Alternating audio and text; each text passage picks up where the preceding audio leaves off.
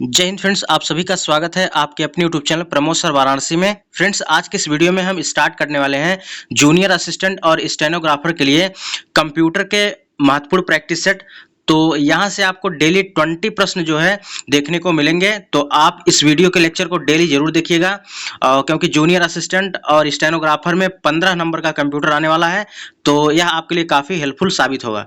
तो चलिए स्टार्ट करते हैं वीडियो को। आज इसका पहला सेट है और ऐसे डेली आपको 20 क्वेश्चन मिलते रहेंगे, ठीक है। और लाइव टेस्ट तो डेली होता ही है। तो चलिए स्टार्ट करते हैं वीडियो को। तो सबसे पहले यहाँ पर देखिए कुछ बेसिक पॉइंट्स हैं, इसको देख लीजिए। जैसे आपका यह सिस्टम यूनिट हो गया और आपका यह मास स्टोरेज डिवाइस हो गया। ये जो कीबोर्ड है आपका, यह इनपुट डिवाइस हो गया और उसके बाद यहाँ से यह आउटपुट सर्विस देता है, ठीक है। जैसे यहाँ प्रिंटर हो गया तो यहाँ से आउटपुट सर्विस देता है। अब चलिए बात करते हैं यहाँ पर प्रैक्टिस सेट के बारे में। तो देखिए पहला प्रश्न है यहाँ पर, पहला प्रश्न है, जब भी हम कोई प्रस्तुतिकरण या स्लाइड तैयार करते हैं तो पावर पॉइंट विंडो यहाँ पर व्यू प्रदर्शित करती है, इस जिसमें विंडो के 3 भाग होते हैं। तो यहाँ पर इसका राइट आंसर क्या होगा? तो इनमें से कोई नहीं होगा, ठीक है। ना तो ट्री पेन होता है, ना तो आउटलाइन व्यू, ना तो स्लाइड शो व्यू, ना तो स्लाइड शार्टर व्यू। तो राइट आंसर क्या हो जाएगा? ऑप्शन नंबर ई।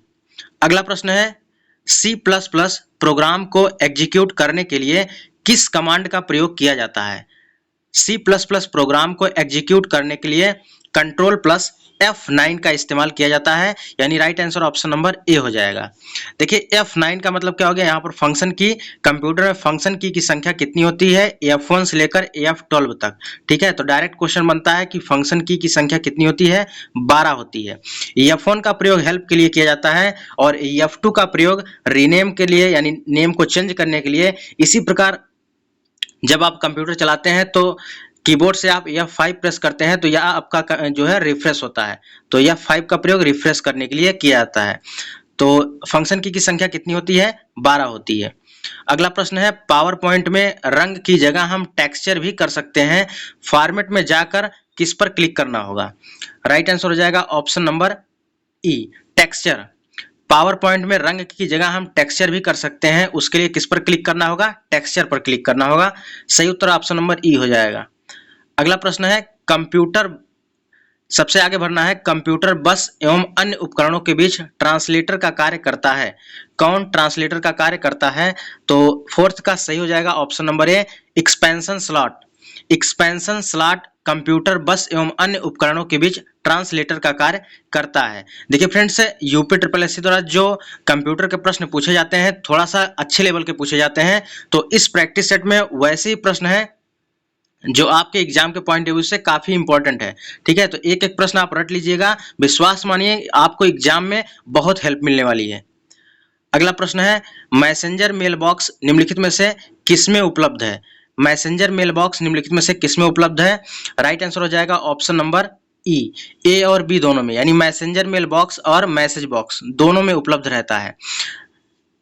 मैसेंजर मेल बॉक्स किसमें उपलब्ध रहता है? मैसेंजर मेल बॉक्स में भी और मैसेज बॉक्स दोनों में उपलब्ध रहता है। अगले प्रश्न पे चलते हैं। अगला क्वेश्चन है कि वे प्रोग्राम जो कंप्यूटर को यह निर्देश देते हैं कि किस प्रकार डाटा प्रोसेस किया जाए और आवश्यक सूचना जनित की जाए, वे कहलाते हैं, क्या कहलाते हैं? तो इसका सही उत्तर हो जाएगा ऑप्शन नंबर बी, सॉफ्टवेयर कहलाते हैं। वे प्रोग्राम जो कंप्यूटर को यह निर्देश देते हैं कि किस प्रकार डाटा प्रोसेस किया जाए, वह क्या कहलाता है? सॉफ्टवेयर कहलाता है। अगला प्रश्न है, जब बहुत से कार्य कंप्यूटर को दिए जाते हैं और उनका प्रोसेस एक एक करके होता है, उसे क्या कहा जाता है? तो उसे क्या कहते हैं? बैच प्रोसेसिंग मोड कहते हैं। सपोज दैट आपने कंप्यूटर को बहुत सारा वर्क दे दिया, लेकिन कंप्यूटर जो है एक एक करके कार्य करता है, 1 बाय 1 करके कार्य करता है, तो उसे हम कहते हैं बैच प्रोसेसिंग मोड कहते हैं। क्या कहते हैं? Batch processing mode. इंपॉर्टेंट प्रश्न है, याद कर लीजिएगा इसको। अगला प्रश्न है, टेक्स्ट की फॉर्मेटिंग से तात्पर्य है, टेक्स्ट की फॉर्मेटिंग से क्या तात्पर्य है? 8वें का सही उत्तर हो जाएगा option number D, A B and C, line spacing, text spacing और मर्जिंग स्पेसिंग, ठीक है, मार्जिन चेंज।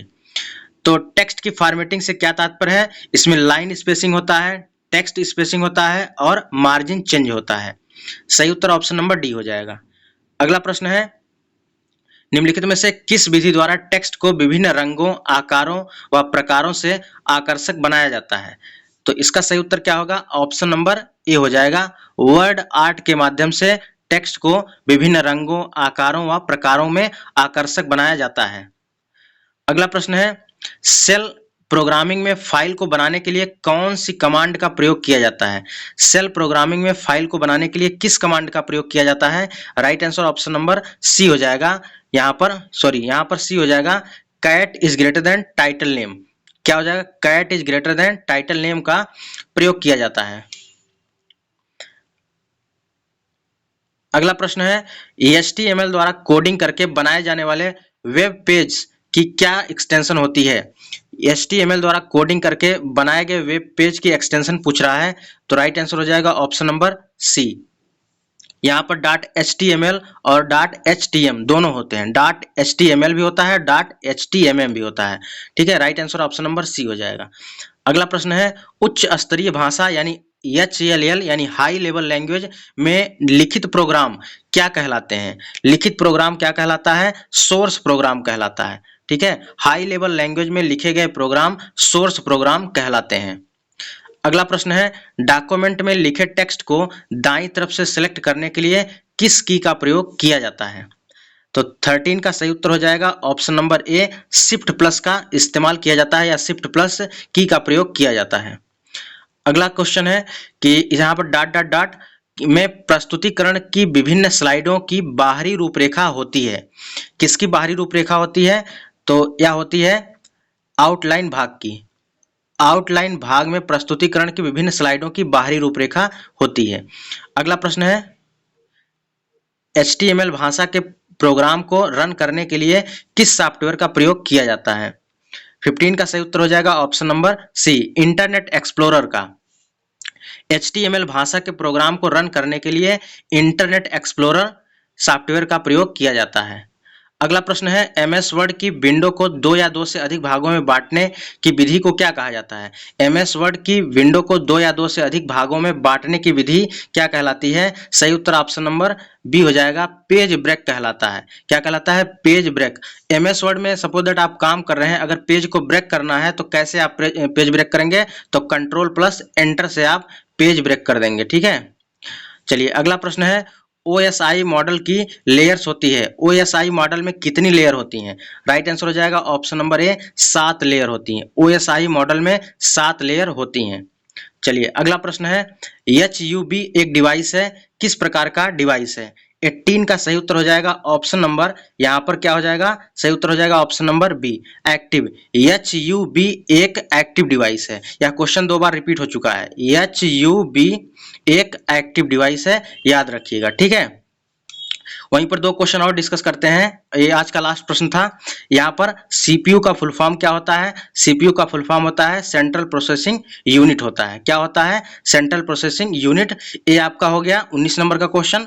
और 20 नंबर का क्वेश्चन ये आपका ये जो हमने बताया है कि यहाँ पर अगर MS वर्ड में आप काम कर रहे हैं, अगर पेज को ब्रेक करना है तो कंट्रोल प्लस एंटर आप क्लिक करते हैं। ठीक है, तो फ्रेंड्स ये रहे आज के 20 प्रश्न और एक एक प्रश्न रट लीजिएगा। आज इसकी सीरीज का पहला सेशन था और इसी प्रकार आपका सेशन चलता रहेगा और डेली आपको 20 क्वेश्चन मिलते रहेंगे।